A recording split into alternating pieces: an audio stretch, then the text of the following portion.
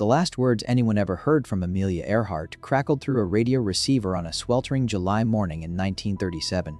They were fragmented, urgent, and laced with a desperation that those listening would never forget. Then came silence. A silence so complete, so absolute, that it has echoed across nearly 9 decades of human imagination, spawning theories, expeditions, heartbreak, and obsession in equal measure. What happened in those final hours above the vast, indifferent Pacific Ocean remains one of the most enduring mysteries in the history of human flight.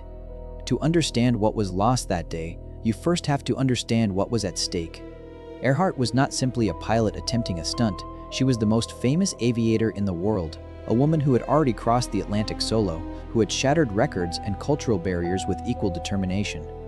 Her planned circumnavigation of the globe along an equatorial route was her most ambitious undertaking yet, roughly 40,000 kilometers, the longest such route ever attempted at the time. She and her navigator, Fred Noonan, had already completed more than 35,000 kilometers of the journey when they departed from Lae, New Guinea on July 2, 1937. Their destination was a tiny speck of land called Howland Island, barely 3 kilometers long, sitting almost invisibly in the Central Pacific. It was the most critical and dangerous leg of the entire flight. The witnesses to the final transmission were not casual observers. They were trained radio operators, military personnel, and Coast Guard crew aboard a vessel stationed near Howland Island, specifically to guide Earhart in. The ship had been positioned there for days, its radio equipment primed and ready.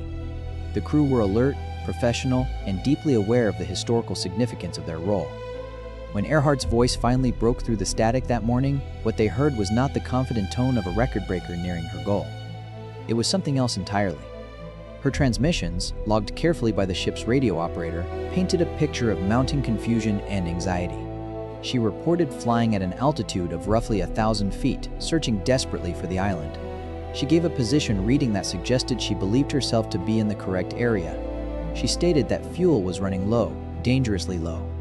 In one transmission, her voice carried a quality that the operator later described as strained, almost frantic. She reported that they were flying on a north-south line, attempting to locate the island visually.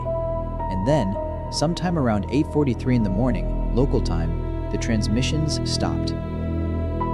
What makes this silence so haunting is not merely that it occurred, but the specific details surrounding it. The Coast Guard vessel attempted to respond to Earhart throughout her transmissions, but there is strong evidence that she never received those responses.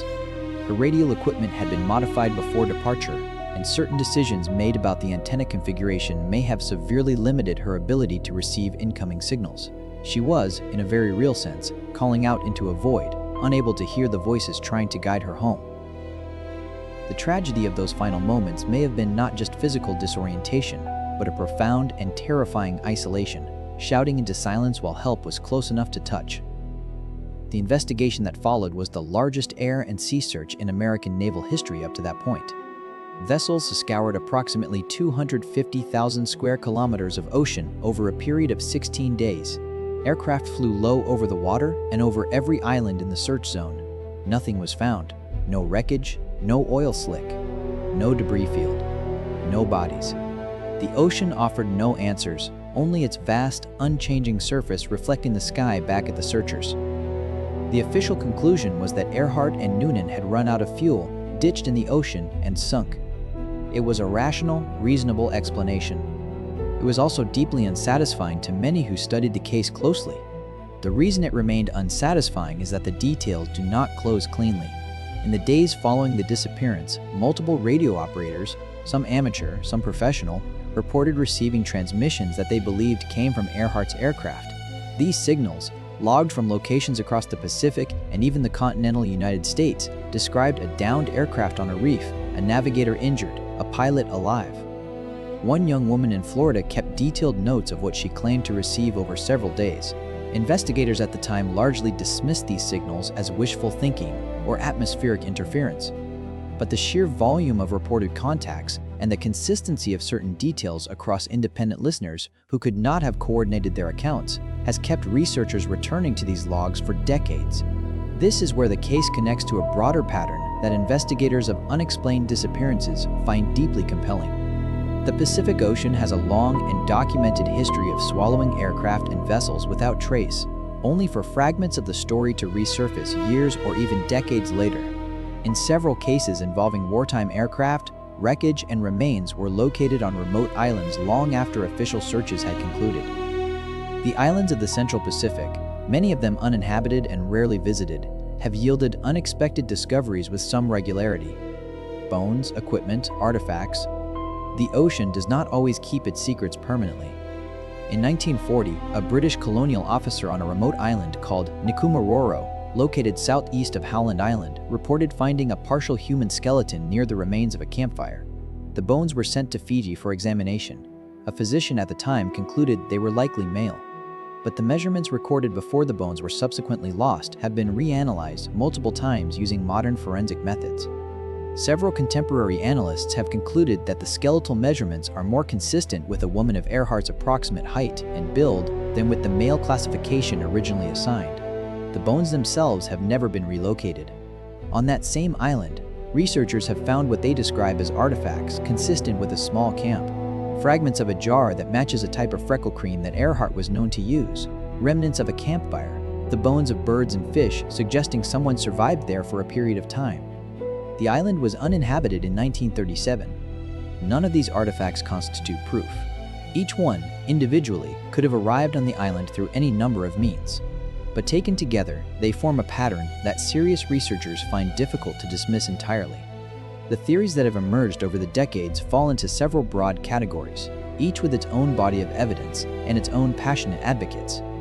The most widely accepted among aviation experts remains the fuel exhaustion and ocean ditching theory, that the aircraft simply ran out of fuel, came down in open water, and sank rapidly in deep ocean. This is consistent with the known fuel load, the known flight duration, and the known limitations of the navigation equipment of the era. It is clean, logical, and deeply sad. A second theory holds that Earhart and Noonan did not crash in open ocean, but instead landed or ditched near a reef or island, survived for some period of time, and eventually died of thirst, injury, or exposure before rescue could reach them. The Nikumaroro evidence is the primary support for this theory. If true, it transforms the story from a sudden disappearance into something more prolonged and more harrowing. Two people stranded on a remote island, watching the horizon for ships that never came, perhaps still transmitting on a radio that no one was listening to closely enough. A third theory, the one that has captured the darkest corner of public imagination, involves capture.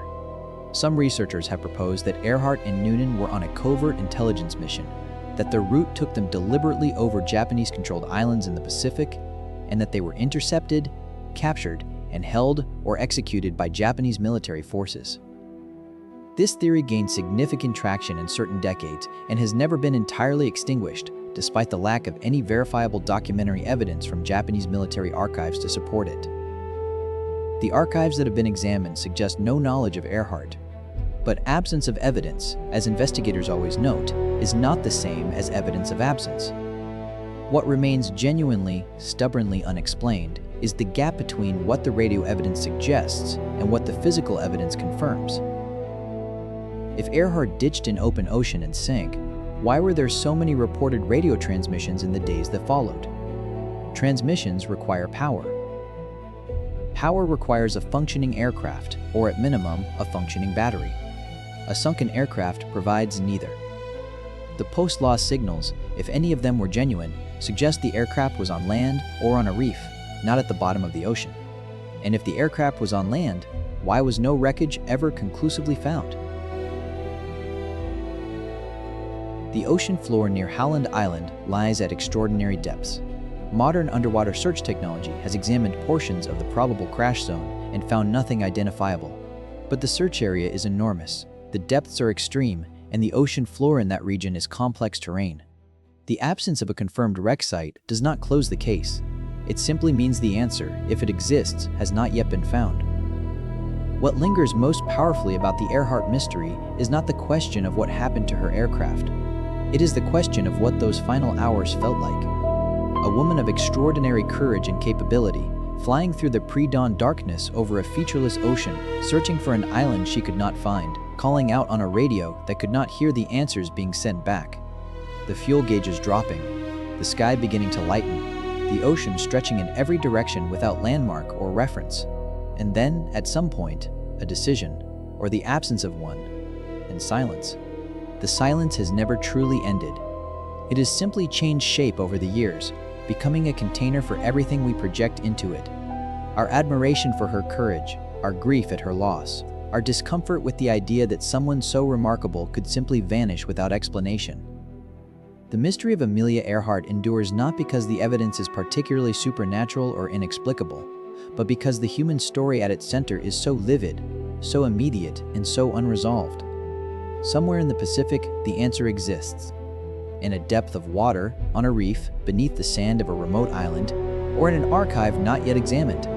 The ocean is patient. It has kept its secret for nearly 90 years. Whether it will surrender that secret in our lifetime is a question that researchers, explorers, and listeners like you continue to ask.